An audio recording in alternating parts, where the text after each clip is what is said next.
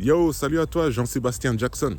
Je pense que tu es tombé sur cette vidéo parce que tu étais sur Instagram il y a quelques minutes et je te parlais du bouquin Psychocybernétique, ok? Je pense que tu es un peu sceptique à l'heure actuelle. Tu te dis, mais le mec, il est en train d'essayer de me fourguer une arnaque. Déjà, il y a un truc qui me gêne, c'est qu'il dit que tes pensées, en fait, ont une influence sur ta réalité. C'est-à-dire, en fait, quand tu penses, tu peux matérialiser ce que tu veux, tes plus grands rêves. Et tu dis, mais n'importe quoi, genre magie, quoi. Je vais t'expliquer tout simplement, et ça ce sont des faits réels, entre guillemets, et tu comprendras ce que je veux dire par là, et à quel point surtout le bouquin Psychocybernétique est un bouquin magique. Tu vois, là je suis un peu dans un terrain boueux, c'est pour ça que je regarderai un peu à gauche, à droite. En plus j'ai mis mes nouvelles baskets, donc j'essaye de pas trop les salir. Je sais que ça t'intéresse pas, mais ça fait un peu d'entertainment. Donc, premier exemple, tu sais, c'est une expérience scientifique qui a été faite. Je ne me rappelle plus du nom des docteurs, tu verras dans le livre en fait.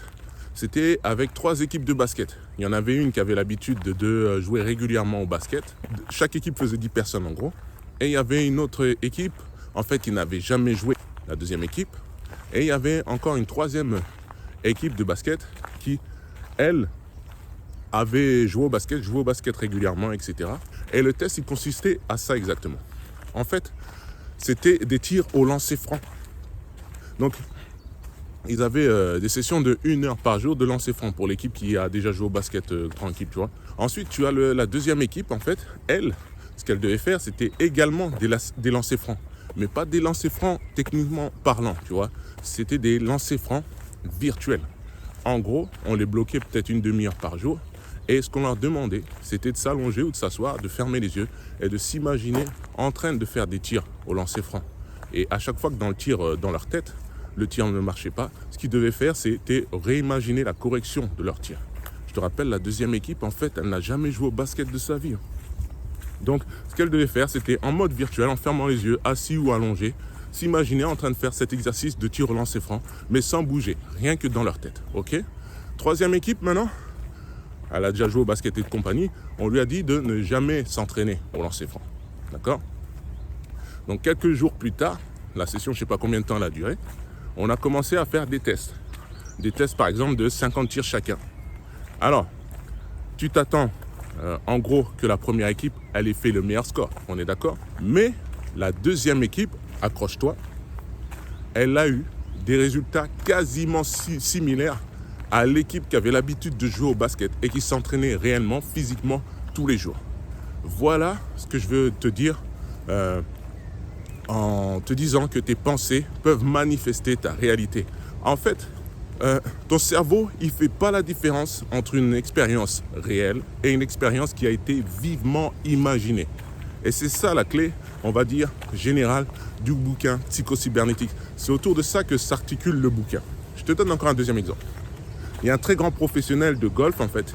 Il entraînait des joueurs amateurs et son entraînement, il était quasiment similaire à l'exemple que je t'ai donné.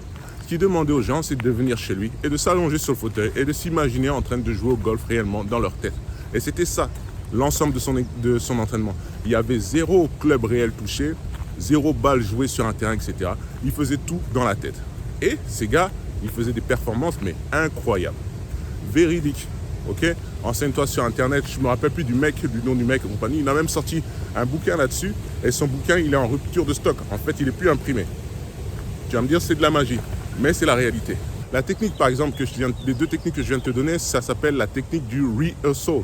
En fait, c'est la répétition mentale, si tu veux, d'une situation réelle. Par exemple, tu sais, pour les entretiens, avant de passer en entretien, ce que tu fais, c'est souvent que tu t'imagines tu fais comment ça s'appelle? Du shadow boxing. C'est le shadow boxing, en fait, c'est de la boxe virtuelle. Tu t'imagines avec ton adversaire, tu l'as bien étudié en vidéo et tu imagines qu'il est en train de te mettre des coups, toi tu imagines de faire les esquives, envoyer des crochets, des droites et compagnie. Tu fais souvent ça. En tout cas, je te recommande de le faire quand tu passes des entretiens d'embauche. C'est très utile. Tu vas me dire, ouais, mais je peux bien simuler l'entretien d'embauche, mais imagine, il me pose des questions que je n'ai pas réussi à simuler. Ce n'est pas grave. En fait, ton cerveau, il s'adaptera. Et crois-moi, ça sera toujours mieux que d'y aller sans s'être entraîné. Mais réellement, tu vois, Il y a des techniques beaucoup plus poussées dans le bouquin psychocybernétique. En fait, c'est pas seulement s'entraîner à faire l'entretien. Là, s'entraîner à faire l'entretien, c'est un côté technique. Mais avec le bouquin, il va te rajouter un plus qui est la clé, en fait. C'est le côté émotionnel et spirituel de ton rehearsal, de tes répétitions. Maintenant, je vais te dire à quel point, dans un cas concret qui me concerne, à quel point on est, entre guillemets, victime, à part pour ceux qui n'ont pas de problème, on est victime de comment est-ce qu'on pense.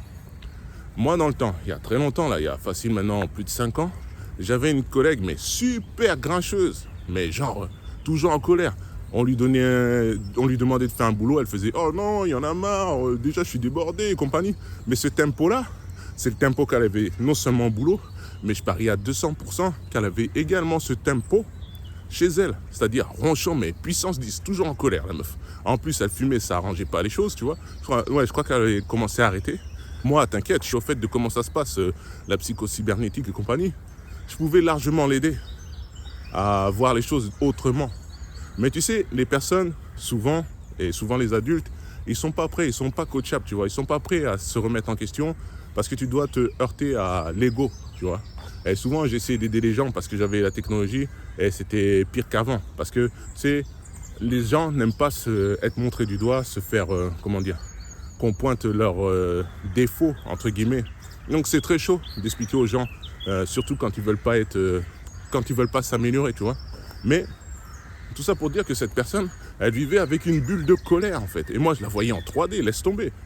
J'ai atteint des niveaux de skills, de compétences, mais t'imagines même pas. Abonne-toi à ma chaîne, tu verras. En fait, la nana, elle a eu une petite fille, il y a très longtemps, et le mec s'est barré. Et elle est restée dans cette disquette. En fait, dans sa tête, c'est resté dans cette disquette. Il y avait du ressentiment. Il y a du ressentiment à 200%, tu vois. Et ce ressentiment, il se matérialisait dans sa vie. Déjà dans sa tête, après dans son physique, tu vois, parce que les gens qui ont des problèmes, ça se voit tout de suite dans leur physique, dans leur humeur, etc. Et voilà, dans sa vie réelle, elle vivait plein pot comment on appelle ça, ce mauvais moment de sa vie, en fait. H24, elle le vivait. Et malheureusement, tu sais, les émotions, ça se propage, ça se diffuse. Donc, cette émotion, je pense que sa fille, elle le subit encore aujourd'hui, tu vois. Donc, tout ce qu'elle avait besoin, cette nana, en fait, c'était qu'elle se rende compte que, écoute, est-ce que ça te sert à quelque chose ? Tu peux pas, il faut vraiment pouvoir voir les choses dont tu as un contrôle et ceux que tu ne peux rien y faire. Et surtout, pas laisser ces choses-là te ronger. Tu vois, aujourd'hui, il y a des gens qui sont dans des boucles depuis des années parce qu'ils ne sont pas remis d'une mauvaise passe, tu vois. Ce qui se passe dans ta tête a des impacts directs sur ta réalité. Maintenant, je reprends encore un autre exemple, tu vois. On va dire qu'il y a 2 nanas qui veulent tout de suite, toutes les deux, être championnes de danse, un truc dans le style. Et il y en a une qui va réussir et une autre qui ne réussira pas. Et moi, par exemple, je peux te dire qui va gagner et qui ne va pas gagner. En fait, celle qui va réussir, c'est celle qui s'imagine déjà, qui s'imagine même pas, qui croit, qui sait qu'elle sera championne, entre guillemets. Celle qui est déjà passée en stade mytho, c'est-à-dire elle vit son championnat, elle se voit sur le podium, elle est la meilleure, incontestée, elle vit, 24 heures sur 24, ce qu'elle fait, etc. Et celle qui va perdre, c'est celle, genre, imagine si je perds, imagine la déception que mes parents auront, etc. Cette personne qui perdra, c'est celle qui laissera tout ce genre d'informations lui traverser l'esprit, en fait. Et en gros, tout ça, c'est une histoire de mindset, tout simplement, tu vois. Tout ce que je veux dire là-dessus, c'est que c'est juste une histoire de mindset. Qu'est-ce qui se passe dans ton esprit ? Et souvent, ce qui se passe dans son esprit, comme ma collègue, on ne peut pas s'en rendre compte, à part si il y a quelqu'un qui te permet de prendre du recul ou que tu aies un déclic, tu vois. Moi-même, personnellement, j'ai vécu ça. Tu le comprendras sûrement dans d'autres vidéos, etc. Et merci, je suis tombé sur le bouquin Psychocybernétique. Aujourd'hui, ce bouquin, je te le propose. Le lien est en description. Jette-y un coup d'œil. J'ai même une playlist. Je crois que je vais te laisser le lien aussi sur la playlist pour que tu regardes les différentes vidéos qui t'expliquent, on va dire, en détail ce bouquin. J'espère que ces exemples t'ont permis de prendre du recul et d'avoir confiance en ce que je te propose. Donc voilà, ce bouquin, sincèrement, une fois que tu l'as maîtrisé, parce qu'il y a des exercices en fait, on ne change pas du jour au lendemain comme ça. Ce sont des exercices. Le docteur Maxwell Maltz l'auteur de ce bouquin, il dit qu'il faut en moyenne 21 jours, tu vois, pour pouvoir développer de nouvelles habitudes. En fait, les habitudes, ce sont des programmes que tu as dans le subconscient. Ce sont toutes les données qui sont triviales pour toi, qui sont réelles pour toi. Il n'y a pas à chier dessus, tu vois. Entre guillemets, pour enlever ces habitudes, c'est très compliqué. Parce que ce sont tes convictions. C'est pour ça que je te disais, pour aider certaines personnes, tu dois affronter leur ego. Et leur ego, il fera tout son possible pour les garder dans leur zone de confort et les empêcher de voir la réalité, tu vois. C'est comme une personne, tu lui demanderas d'arrêter de fumer. Impossible, parce que fumer, pour elle, c'est la base. Et en plus, il y a même une addiction. Il y a des procédés chimiques dans le corps, générés par le cerveau, qui feront qu'elle aura trop de mal à arrêter de fumer. À part si elle tombe sur un docteur qui lui dit « Écoute frérot, il te reste plus que 5 jours à vivre ». Là, il y aura son ego qui va peser le pour et le contre et qui va commencer à se dire « Ah ouais, ça serait pas mal d'arrêter de fumer ». Tu vois. Donc c'est comme ça que ça se passe en général. Excuse-moi, hein, moi je suis en direct et tout. C'est pas esthétique, mais c'est pas grave. En plus, on est le matin. Je suis enrhumé x200. Et voilà, donc voilà comment ça se passe. La psycho-cybernétique, des exercices très simples. Ouais, j'ai oublié de te dire, les exercices, c'est pas des exercices de malades mentaux, tu sais, parce qu'il y a certains exercices qu'on te demande, du genre, quand tu veux maigrir, arrêter de manger du sucre, manger que des salades, ça te demande un truc de dingue, tu vois, ça te demande vraiment un effort monstrueux. Ou par exemple, si tu veux être fit, tu veux avoir des tablettes, il faut que tu fasses 250 séries de pompes. Non, les exercices de reprogrammation de ton subconscient, de ton cerveau, en fait, ils sont super simples. Ce sont des exercices de visualisation et c'est souvent des exercices, c'est même toujours des exercices de détente. Donc en gros, il n'y a aucun effort conscient, aucun effort réel à faire et ça s'opère en arrière-plan, en background dans ton cerveau. Et moi, ces exercices, je les faisais même, il m'arrivait de les faire dans les transports en commun, tu sais, dans le métro. Au lieu de swiper, comme tu le fais souvent sur Instagram, je faisais des exercices. En général, ça me prenait 15 minutes. Toi, ça peut t'en prendre moins. Tu sais, le temps que tu t'habitues, c'est entre 5 et 30 minutes. Tu fais ça même une fois par jour. C'est bon et tu ne te rendras même pas compte que tu auras développé un nouveau mindset, une nouvelle façon de voir les choses, tu vois. Par exemple, c'est très utile. Le bouquin est très utile quand tu vis une mauvaise passe, genre... je sais pas, émotionnellement, il y a ta meuf qui t'a quitté ou il y a quelqu'un qui est mort ou je sais pas, tu t'es fait virer de ton emploi, tu vas laisser ton subconscient, ton ego prendre les commandes de la baraque et tu vas entrer en dépression et souvent tu vas, je sais pas, ça va mal aller parce que je te dis, ce que tu penses se répercute dans ta vie. Donc tu peux devenir SDF. Les SDF, en fait, c'est parce qu'ils se sont laissés tomber, mais c'est pas de leur faute, ils n'avaient pas les outils pour savoir comment est-ce que leur cerveau fonctionnait et pour pouvoir se ressaisir. Un psycho-cybernétique et t'expliquera de A à Z comment ça se passe dans ta tête. C'est pas très compliqué. Et comment faire pour modifier, tu sais, de passer de loser à super conquérant, tu vois. C'est de la visualisation, de la méditation, un peu de répétition, mais c'est ultra facile. Il y en a qui utilisent ce truc, sans même s'en rendre compte, sans avoir lu le bouquin. C'est genre Mohamed Ali, tu vois. Lui, il s'est toujours répété, il s'est toujours vu le champion du monde de boxe. Il a toujours fait du trash talking. Même le dernier, là, Cédric Doumbé. En fait, il ne le sait pas, mais il applique de la psycho-cybernétique. Et en appliquant ça, en se persuadant, en développant la conviction qu'il va réussir, finalement, tu verras que sur le terrain, le mec, il va réussir, tu vois. N'oublie pas, c'est une question de foi. C'est pas juste répéter comme on te dit dans les différents coachings de développement personnel. Tu répètes. Non, il faut vraiment, c'est une question de foi. Ça passe de la conviction à la foi. Et la différence, c'est que, quoi qu'il arrive, même s'il n'y a pas d'issue, tu sais que ça va marcher. Et ce livre, il t'apprendra tout justement à arriver à ce stade-là. Tu verras de toute façon tout ce que je t'explique sur le bouquin psycho-cybernétique. Si tu veux réussir quoi que ce soit, c'est le bouquin de ta vie. C'est en lui seul un livre de développement personnel complet. Tu n'as pas besoin de coaching, tu n'as pas besoin d'aller voir des psys. En plus, les psys, tu sais, c'est juste des mecs qui t'écoutent. Et quelquefois, ils te proposent des médicaments pour endormir ton cerveau, mais ils ne te font pas avancer. Ton problème, il sera toujours là, il est juste sous calmant, tu vois. Et alors que là, tu pourras te créer une nouvelle personnalité, développer de nouvelles habitudes. Toi qui n'avais pas l'habitude de faire des séries de pompes, rien qu'avec ce bouquin, tu verras, tu seras aux commandes de ton corps, comme tu es aux commandes de ton cerveau, tu es aux commandes de ton corps, et pire que ça, tu es aux commandes de tes pensées et aux commandes de ta vie. C'est pas, c'est pas de la magie.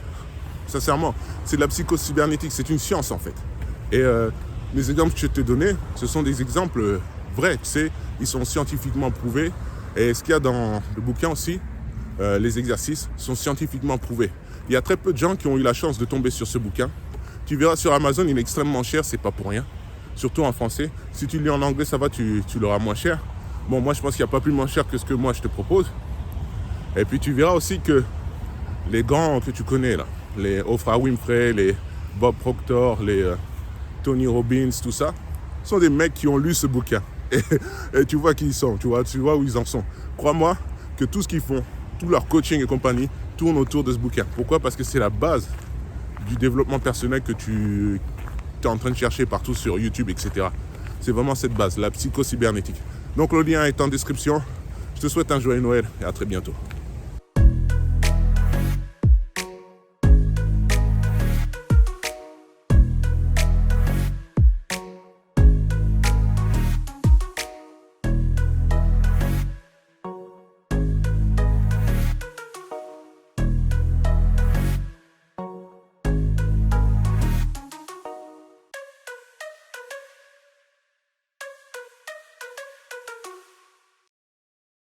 Jean-Gabriel, j'ai oublié de te dire un truc très important. Merde, j'ai oublié là. Qu'est-ce que je voulais dire? Oui, le bouquin il est en format e-pub. C'est pas un PDF parce que je sais, t'as toutes tes, comment ça s'appelle là? Tous les steps qui vont t'empêcher de l'acheter. Oh non, il est trop cher. Oh non, j'aime pas lire. Oh non, c'est un PDF. Non, il est en format e-pub. Tu peux l'ouvrir avec l'application Livre sur Apple ou avec l'application Google Livre. Et tu liras normal, tu tournes les pages en swipant. Toi qui adores swiper. Là, ça sera swipe horizontal, pas vertical. Et quoi d'autre encore? Ben moi, je suis dispo en mail. Si tu veux me contacter, on en parle et tout. Je t'explique comment moi, je fais des exercices, comment évoluer dans ta vie, si tu as un problème, quoi que ce soit.